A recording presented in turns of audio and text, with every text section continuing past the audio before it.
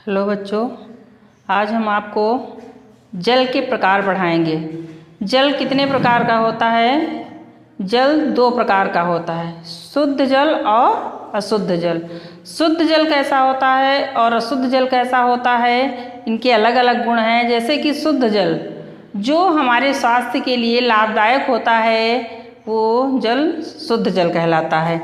शुद्ध जल रंगहीन, गंधहीन, स्वादहीन होता है। शुद्ध जल में किसी प्रकार की अशुद्धियाँ नहीं पाई जाती हैं। शुद्ध जल मानव मलमूत्र या पशुओं के द्वारा दूषित किया हुआ नहीं होता है। शुद्ध जल क्षारीय हो या क्षारीय होता है तथा प्राकृतिक होता है, उसमें अम्ल नहीं होता है। शुद्ध जल रासायनिक पदार्थ, शुद्ध जल जो होता है उसमें रासायनिक पदार्थ निर्धारित सीमा से अधिक नहीं होते हैं। रासायनिक पदार्थों का अधिक सीमा में होना स्वास्थ्य को हानि पहुंचाता है। अतः शुद्ध जल में एक सीमित मात्रा में रासायनिक पदार्थ पाए जाते हैं। शुद्ध जल स्वच्छ और पारदर्शी होता है। स्वच्छ और पारदर्शी होता है और उसमें एक विशेष प्रकार की चमक होती है। शुद्ध जल एक विशेष प्रकार की चमक से युक्त होता है। पारदर्शी जैसे कि जिस बर्तन में रखा जाता है उस बर्तन में उसकी तली देखी जा सकती है। अतः शुद्ध जल पारदर्शी होता है, रंगहीन होता है, गंधहीन होता है, स्वादहीन होता है और एक विशेष प्रकार की चमक से युक्त होता है। शुद्ध जल मानव जीवन के लिए अत्यंत लाभदायक होता है। इसके अलावा जो अशुद्ध जल होता है उसमें अनेक प्रकार की अशुद्धियाँ पाई जाती हैं। अशुद्ध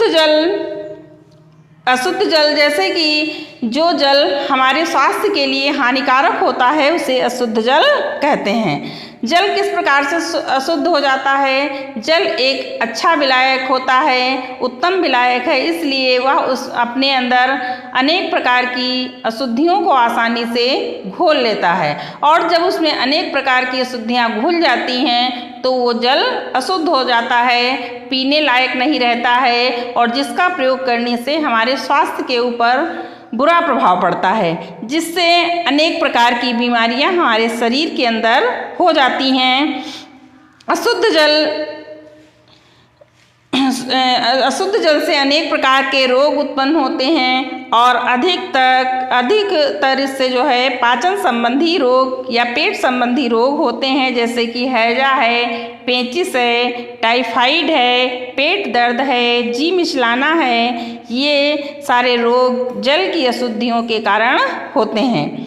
रोग के कीटाणु जल के द्वारा मनुष्य के शरीर में पहुंचते हैं और वहां पर रोग उत्पन्न कर देते हैं। जैसे कि देखा जाता है कि किसी का पेट दर्द होने लगा, जी मिचलाने लगा या जो है पेट संबंधी अन्य प्रकार के रोग के लक्षण दिखाई देते हैं, तो ये सारे रोग अशुद्ध जल के कारण हो सकते हैं और भी इनके अनेक कारण हो सकते हैं, लेकिन एक मुख्य कारण यही है कि जल अशुद्ध होने से अनेक प्रकार की पेट से संबंधित बीमारियां हो जाती हैं जो मनुष्य के लिए बहुत ही हानिकारक होती हैं। अब जल में अशुद्धियां जो पाई जाती हैं वो दो प्रकार की होती हैं। जल में पाई जाने वाली अशुद्धियाँ दो प्रकार की होती हैं। जैसे कि देखा होगा कभी कभी दो बर्तनों में आप जल को रखिए और उसमें कुछ घास, सूखी पत्तियाँ या अन्य धूल डाल दीजिए। उसके बाद कुछ समय के बाद देखेंगे वो सब अशुद्धियाँ पानी के ऊपर तैरती रहती हैं। दूसरे बर्तन में मिट्टी, गोबर या अन्य खड़िया इस प्रकार की जो घुल जाती हैं चीज़ें वो डालेंगे तो उसमें जो है सारी अशुद्धियाँ घुल जाएंगी और कभी कभी ये देखा गया होगा कि वो अशुद्धियाँ पानी की तली में बैठ जाती हैं।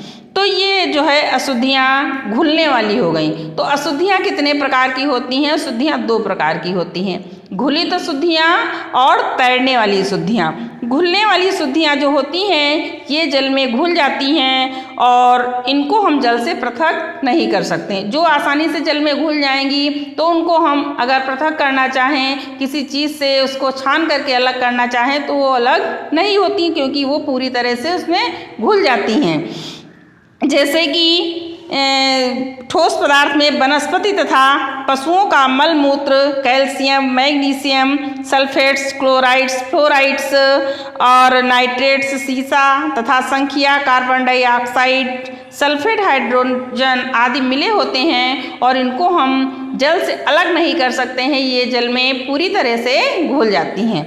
दूसरे प्रकार की जो अशुद्धियाँ होती हैं तैरने वाली, और इन तैरने वाली अशुद्धियों को हम जल से पृथक कर सकते हैं, छान करके इनको हम जल से बाहर कर सकते हैं। जैसे कि देखा होगा पेड़ तथा पौधे के सूखे पत्ते, इसके अलावा कूड़ा है, रुई है, ऊन है, कागज़ के टुकड़े हैं, बाल हैं, ये पानी में घुलते नहीं हैं बल्कि पानी के ऊपर तैरते रहते हैं। तो ये तैरने वाली अशुद्धियाँ हो गईं।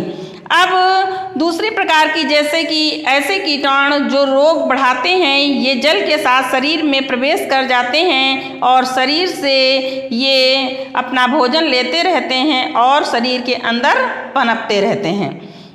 दूसरे जैसे हैजा है, टाइफाइड है, पेचिस है आदि के कीटाणु जल में मिले रहते हैं। मरे पशुओं की खाल, मल मूत्र आदि जल में मिलकर जल को अशुद्ध बना देता है। इसके अलावा जल में अन्य अशुद्धियाँ भी पाई जाती हैं, जैसे कि रंग। जल में लोहे की मात्रा अधिक नहीं होनी चाहिए, पानी को अरुचिकर बना देता। अगर लोहे की मात्रा अधिक मात्रा में जल में होगी तो जल रुचिकर नहीं रह जाएगा और वो पीने लायक नहीं रहेगा, तो ये जल स्वास्थ्य के लिए ठीक नहीं रहता है। जैसे कि स्नान गृह में चीनी मिट्टी के सामान पर धब्बे डाल देता है। जल में मैग्नीज की उपस्थिति भी जल को अशुद्ध बना देती है। यह भी कपड़ों तथा चीनी के बर्तनों पर धब्बे डाल देता है। कभी कभी आपने देखा होगा कि किसी बर्तन में जब हम जल को अधिक समय तक रख देते हैं तो उसमें लाल लाल धब्बे ऐसे पड़ जाते हैं, और ये अक्सर पानी की टंकी देखी होगी। पानी की टंकी कुछ समय के बाद खोल कर देखिए, उसमें पानी की टंकी के अंदर नीचे नीचे लाल लाल धब्बे पड़े होते हैं। अब आप सोचते होंगे कि ये लाल धब्बे क्यों पड़ जाते हैं। ये लाल धब्बे पानी में लोहे की अधिकता के कारण ही पड़ते हैं, और ये जब अधिक मात्रा में पानी में लोहा होता है तो वही लोहे के धब्बे पानी में बर्तन में पड़ जाते हैं, और ये इससे हम जान सकते हैं कि लोहे की अधिकता जल में अधिक मात्रा में है। स्वाद और गंध। जल में स्वाद और गंध प्राकृतिक कारणों से, उद्योगों आदि के कारणों से, मलमूत्र व जल में लगी काई के कारण होता है। देखा होगा अगर आप किसी बर्तन में या टंकी में ही जब बहुत समय तक टंकियों की सफाई नहीं होती है तो उसमें काई जम जाती है, हरी हरी सी। या बरसात के मौसम में काई देखा होगा कि जगह जगह पर हरी हरी सी लग जाती है, ये काई होती है। और जब काई से मिला हुआ जल प्रयोग करते हैं तो वो स्वास्थ्य के लिए ठीक नहीं रहता है और उसमें दुर्गंध भी आ सकती है। और जल में अनेक प्रकार के जैसे कि उद्योग धंधे हैं, और उन उद्योग धंधों से जो निकला हुआ अपशिष्ट पदार्थ है उनके जल में मिलने से भी जल दूषित हो जाता है और पीने लायक नहीं रहता है। कहीं कहीं पर देखा होगा जो जल के स्रोत हैं उनके पास नाले गंदे बह रहे होते हैं, या शमशान घाट होता है या तालाब होता है, और उसी के पास में कोई जल स्रोत होता है जैसे कि कुआं हो या तालाब के किनारे हैंड पंप लगा हो। तो देखा होगा कि जब हम हैंड पंप का पानी या कुएं का पानी पीते हैं, जिसके आसपास में तालाब या गंदा नाला या पशुओं के बांधने का स्थान हो, तो उसका पानी पीने योग्य नहीं रहता है। उसमें एक विशेष प्रकार की दुर्गंध आती है और अगर उस पानी को भर कर रख दें तो कभी कभी पानी में पीलापन आ जाता है। जिस बर्तन में रखते हैं वो भी पीला पड़ जाता है। इससे हमको पता चलता है कि जो गंदे नाले नाली हैं या तालाब हैं या शमशान घाट है, उनके पास में जल स्रोत नहीं होना चाहिए, क्योंकि उनके पास में जल स्रोत होने से वहाँ का जल भी पीने योग्य नहीं रहता है और जल स्रोतों को दूषित कर देता है। फिर अगला आता है कि जल को शुद्ध करने की विधियाँ, जैसे कि बहुत अधिक मात्रा में जल दूषित होता है और उसको हम पीने योग्य किस प्रकार बनाते हैं। बड़े बड़े महानगरों में, शहरों में, कस्बों में देखा होगा, जो पीने का पानी आता है वो टंकियों में दिया जाता है नगर पालिका या महानगरों के द्वारा। तो जो वहाँ पर जल टंकियों में भेजा जाता है उसको पहले शुद्ध किया जाता है और फिर वो जो है घरों में पाइपलाइन के द्वारा भेजा जाता है। और जल को शुद्ध करने की जो मुख्य विधियाँ हैं वो 3 विधियाँ हैं, जैसे कि भौतिक विधियाँ, रासायनिक विधियाँ और यांत्रिक विधियाँ। भौतिक विधियाँ, रासायनिक विधियाँ और यांत्रिक विधियाँ। अब भौतिक विधियाँ क्या हैं? भौतिक विधियों में जल को उबालना सबसे पहली विधि है और प्राचीन काल से गांव में लोग अपने घरों में जल को शुद्ध करने के लिए जल को उबालते थे। और आज भी सबसे अच्छी जल को शुद्ध करने की विधि जल को उबालना है। अगर आपको शंका रहती है कि जल किसी भी प्रकार से दूषित है तो उसको आप उबाल कर पीजिए, उसमें किसी प्रकार की अशुद्धियाँ नहीं मिलेंगी और ये जल पीने में थोड़ा स्वाद में नहीं ठीक रहता है, लेकिन जब हम इस जल को उबाल कर पीते हैं तो उसमें अशुद्धियाँ नहीं पाई जाती हैं। और स्वाद अच्छा रखने के लिए उस जल को कुछ देर खुली हवा में रख दें तो वो थोड़ा पीने में अच्छा लगने लगता है। तो सबसे पहली भौतिक विधि जो है वो जल को शुद्ध करने की उबालना है।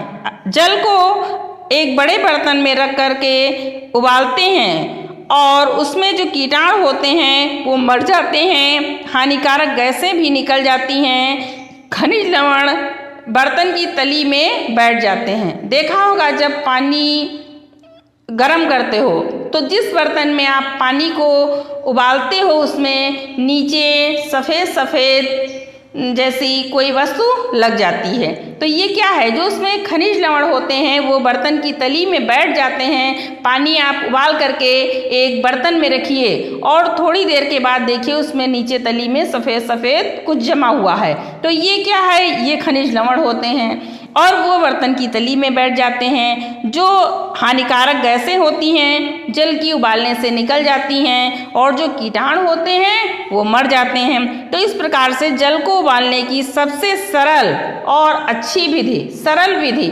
जल को उबालना है। और जल को जैसे कि उबालते हैं तो पीने में अच्छा नहीं रह जाता, तो उसको थोड़ा 2 बर्तनों में उलट पलट के ठंडा कर लीजिए और पीने के लिए सबसे अच्छा जल उबाल करके प्रयोग में लाया जा सकता है। इससे जो है हैजा है, पेचिश है या अन्य पेट से संबंधित बीमारी है या अन्य कोई भी साधारण बीमारी है तो उसमें आपको जल उबाल करके ही पीना चाहिए। इससे संक्रामक रोगों से छुटकारा भी मिलता है। दूसरा है भाप के द्वारा जल को शुद्ध करना। इस विधि में जल को उबाल कर उसकी निकली भाप को एक अलग बर्तन में इकट्ठा कर लिया जाता है और उसे ठंडा करके पुनः जल के रूप में परिवर्तित कर लिया जाता है। इस विधि से शुद्ध किए गए जल को आसुत जल कहते हैं, या हम कह सकते हैं आसवन विधि द्वारा शुद्ध किए गए जल को आसुत जल कहते हैं। आसुत जल क्या है? आसवन विधि द्वारा शुद्ध किया गया जल आसुत जल कहलाता है। और आसुत जल जो होता है, इसको आसुत जल जो होता है ये चिकित्सकों के द्वारा परामर्श दिया जाता है कि अगर पेट से संबंधी या पाचन संबंधी कोई रोग है तो उसमें आसवन विधि द्वारा शुद्ध किया गया आसुत जल का ही प्रयोग करना चाहिए। आसुत जल का प्रयोग सीमित मात्रा में ही शुद्ध हो पाता है। आसवन विधि के द्वारा सीमित मात्रा में या कम मात्रा में या कम पैमाने पर ही जल को शुद्ध किया जा सकता है। आसुत जल जो होता है इसका प्रयोग इंजेक्शन के विलायकों में करते हैं, औषधियों को बनाने में किया जाता है और इसका प्रयोग दवा के लिए किया जाता है। जो औषधियाँ बनाई जाती हैं उसमें आसवन विधि द्वारा शुद्ध किए जल का ही प्रयोग किया जाता है। आसवन यंत्र एक आता है, उसमें एक नली लगी होती है और उसमें भाप के द्वारा जो है जल शुद्ध किया जाता है। इस विधि में शुद्ध किया हुआ जल पूरी तरह से शुद्ध होता है। घरेलू कार्यों में काम में लाने के लिए इसमें बहुत समय लगाने पर ही इसको प्राप्त किया जा सकता है। कारण है कि आसवन विधि के द्वारा बूंद बूंद करके जल ही एकत्र होता है। देखा होगा जब किसी बर्तन में जल उबालते हैं, उसके बाद उस बर्तन के ऊपर एक बर्तन ढक दीजिए। कुछ समय के बाद जब उस बर्तन को, जैसे कि प्लेट ही एक ढक दीजिए, कुछ समय के बाद जब उस प्लेट को उठाएंगे तो उसमें देखेंगे प्लेट में कुछ बूंदें लगी हैं पानी की। वो क्या है? भाप है। और वो जो है इसी प्रकार से भाप के द्वारा ही आसवन विधि के द्वारा जल को शुद्ध किया जाता है, जिसमें बूंदों बूंदों से जल एकत्र किया जाता है। अतः आसवन विधि के द्वारा हम बड़े पैमाने पर जल को शुद्ध नहीं कर सकते हैं। फिर तीसरा भौतिक साधन है अल्ट्रावायलेट किरणों द्वारा। इस विधि में बड़े बड़े यंत्रों द्वारा अल्ट्रावायलेट किरणों के संपर्क में लाया जाता है और इस संपर्क से जल शुद्ध हो जाता है। एक्वागार्ड में इसका प्रयोग किया जाता है। फिर अगली जो विधि है रासायनिक विधि। रासायनिक विधि में दो विधियां होती हैं, एक होती है अवक्षेपक विधि और दूसरी होती है जीवाणुनाशक विधि। जीवाणुनाशक पदार्थों द्वारा रासायनिक विधियों में जल को शुद्ध करने की दो विधियां हैं, एक है अवक्षेपक और दूसरी है जीवाणुनाशक पदार्थों द्वारा। तो जो अवक्षेपक विधि है इसमें जल में कुछ रासायनिक पदार्थ मिला दिए जाते हैं और जो जल में अशुद्धियाँ होती हैं वो बर्तन की तली में बैठ जाती हैं। जैसे कि फिटकरी को पानी में मिला देते हैं और कुछ समय के बाद जल में पाई जाने वाली अशुद्धियाँ तली में बैठ जाती हैं और ऊपर का जल शुद्ध हो जाता है, जिसको हम प्रयोग कर सकते हैं। और इसमें जीवाणु मरते तो नहीं हैं पूरी तरह से, लेकिन संज्ञा शून्य हो जाते हैं। दूसरी जो विधि है निर्मली एक फल होता है। इसको जल में डाल देने से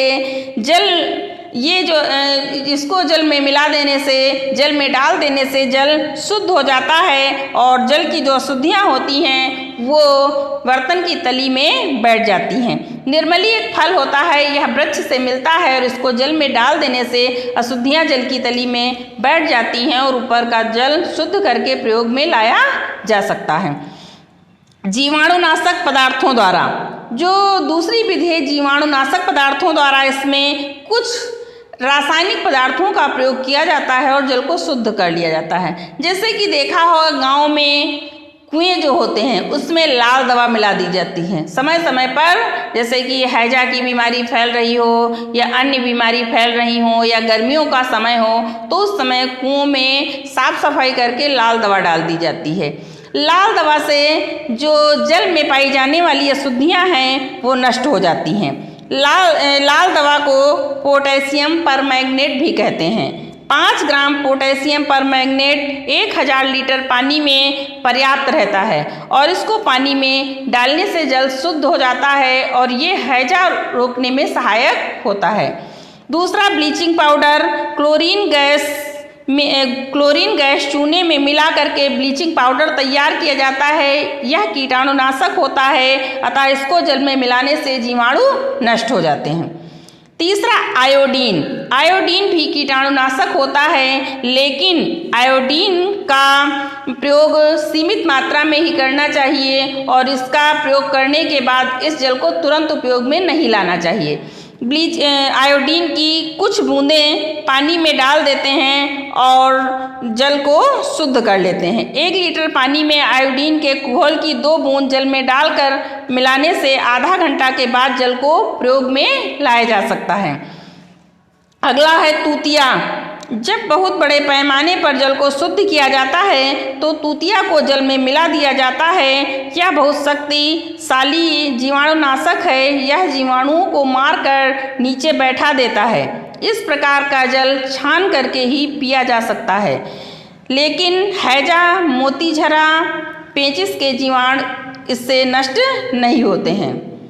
फिर अगला है ओजोन। वायु में इस गैस को मिलाने से जल ओजोन युक्त हो जाता है और इससे सभी प्रकार के जीवाणु मर जाते हैं। यह गैस वायु के संपर्क में आने पर जल को शुद्ध कर देती है। अगला है क्लोरीन। यह जल को शुद्ध करने के काम आती है। 1 लाख भाग पानी में 1 भाग क्लोरीन डालने से जल के जीवाणु मर जाते हैं, परंतु कुछ समय तक जल का स्वाद बदल जाता है। इसको बड़े बड़े शहरों में जल साफ करने के काम में लाया जाता है। फिर अगला आता है रस कपूर। रस कपूर एक अत्यंत तीव्र विसंक्रामक है। यह पारे से बनाया जाता है। इससे हैजा और डिप्थीरिया के रोगाणु 10-15 मिनट में मर जाते हैं। फिर अगला है कार्बोलिक एसिड। यह एक रासायनिक विसंक्रामक है। हैजा, पेचिश, टाइफाइड आदि के रोगी के वस्त्र आदि के विसंक्रमण के लिए कार्बोलिक एसिड का प्रयोग किया जाता है। इसके लिए 50:1 का घोल बनाया जाता है। मल मूत्र के विसंक्रमण के लिए कार्बोलिक एसिड का घोल प्रयोग में लाया जाता है। जैसे कि रोगी के द्वारा मल मूत्र त्यागने पर वहाँ की फर्श की या अन्य चीज़ों की सफाई करने के लिए, विसंक्रमित करने के लिए कार्बोलिक एसिड का प्रयोग किया जाता है। वैसे ही ये जल को शुद्ध करने के लिए भी प्रयोग में लाया जाता है। फिर चूना मकान की दीवारों पर पुता हुआ देखा होगा। इससे सफाई और सजावट के साथ घर के मच्छर, झींगुर, काकरोच आदि नष्ट हो जाते हैं। अतः चूना एक विसंक्रामक का सरल और सस्ता साधन है। इसका 20% घोल बनाकर विसंक्रामक विसंक्रामक के लिए प्रयुक्त किया जाता है। अगर चूने को जल में मिला दिया जाता है तो जल की कठोरता भी नष्ट हो जाती है और जल को बहुत बड़े पैमाने पर शुद्ध किया जा सकता है। फिर अगला, अब हमने आपको भौतिक साधन बताए। भौतिक में 3 बताए, जैसे कि जल को उबालना, और दूसरा बताया जल को उबालना, और दूसरा जल को भाप के द्वारा शुद्ध करना, जिसे आसवन विधि कह सकते हैं, और तीसरा जो है अल्ट्रावायलेट किरणों द्वारा। और जो रासायनिक हैं, रासायनिक में 2 विधियां बताई, एक अवक्षेपक और दूसरी जीवाणुनाशक। तो अवक्षेपक बताया है कि कुछ रासायनिक पदार्थ ऐसे होते हैं जिनको जल में मिला देते हैं, जो उसमें की अशुद्धियां होती हैं बर्तन की तली में बैठ जाती हैं और ऊपर का जल शुद्ध हो जाता है, जिसको आप प्रयोग में ला सकते हैं। और जो बताया जीवाणुनाशक पदार्थ, इसमें जीवाणुनाशक पदार्थों को जल में मिला देते हैं, जो जल की अशुद्धियां होती हैं नष्ट हो जाती हैं और जल को प्रयोग में ला सकते हैं। तो जीवाणुनाशक पदार्थों में ब्लीचिंग पाउडर है, लाल दवा है, आयोडीन है, तूतिया, ओजोन गैस, क्लोरीन गैस, रस कपूर, कार्बोलिक एसिड और चूना। अब अगली जो विधि है वो यांत्रिक विधि है। तो यांत्रिक विधि क्या है? अशुद्ध जल को प्रयोग करने के लिए जब हम विभिन्न प्रकार के यांत्रिक साधनों का प्रयोग करते हैं तो उसे यांत्रिक विधि कहते हैं। तो यांत्रिक विधियों के द्वारा जल को आसानी से शुद्ध किया जा सकता है। इस प्रकार से जल को छानने के लिए कई विधियां अपनाई जाती हैं। कपड़े से छानकर जल को शुद्ध किया जा सकता है, लेकिन जो महीन अशुद्धियां होती हैं वो इसमें नहीं छन पाती हैं, और जो नहीं छन पाती हैं, जिससे जल पूरी तरह से शुद्ध नहीं हो पाता है। जल को शुद्ध करने के मुख्य यांत्रिक साधन निम्नलिखित हैं, जैसे कि फिल्टर बैंड या 4 घड़ों वाली विधि। पहले हमारे गांव में प्राचीन काल में 4 घड़ों वाली विधि का ही प्रयोग किया जाता था। इसमें एक स्टैंड होता था जिसमें 4 घड़े रखे जाते थे। तो जो 3 घड़े होते थे उनकी तली में एक एक छेद कर दिया जाता था 3 घड़ों की, और एक घड़ा जो होता था नीचे का उसमें छेद नहीं किया जाता था। तो 3 घड़ों के छेद में थोड़ी सी रुई या कपड़ा लगा दिया जाता था, और जो सबसे ऊपर घड़ा रखा जाता था उसमें अशुद्ध जल को रखा जाता था, और उसमें से होकर के जल 2 घड़ों से छन करके, यानी कि ऊपर वाले घड़े से छन करके जल दूसरे घड़े में पहुंचता था, और दूसरे घड़े से तीसरे घड़े में, और तीसरे घड़े से जल छन करके सबसे नीचे वाले घड़े में पहुंचता था।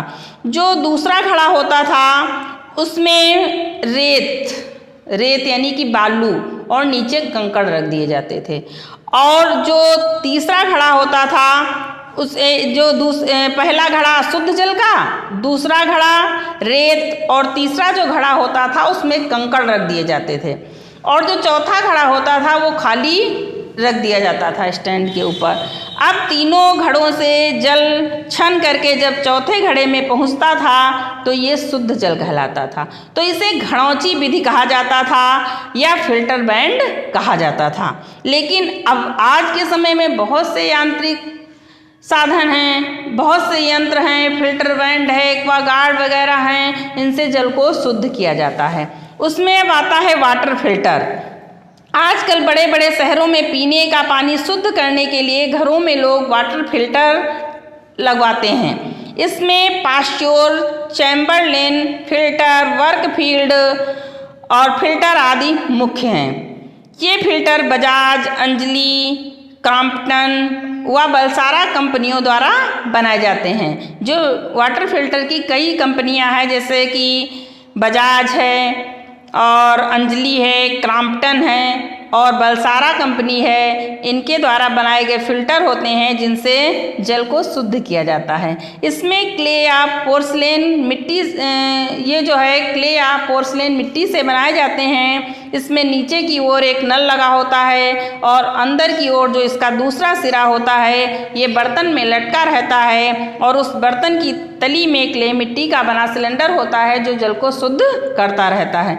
दूसरा है एक्वागार्ड। आजकल उच्च वर्गीय परिवार में इसका प्रचलन अत्यधिक है। इसका निर्माण यूरेकाफोर नामक कंपनी ने किया है। यह पीने व भोजन बनाने में प्रयोग आने वाले पानी को शुद्ध करने का यंत्र है। इस यंत्र में एक और पाइप में कोयले के कण भरे रहते हैं, दूसरे में फिल्टर रॉड जो कि पोर्सलीन की लगी होती है। यह यंत्र बिजली से चलता है। 1 मिनट में पानी शुद्ध हो जाता है, और इस यंत्र में अल्ट्रावायलेट किरणों का भी प्रबंध किया जाता है। इसके अलावा जल में जो अन्य प्रकार की अशुद्धियाँ पाई जाती हैं उनके बारे में हम आपको आगे बताएंगे।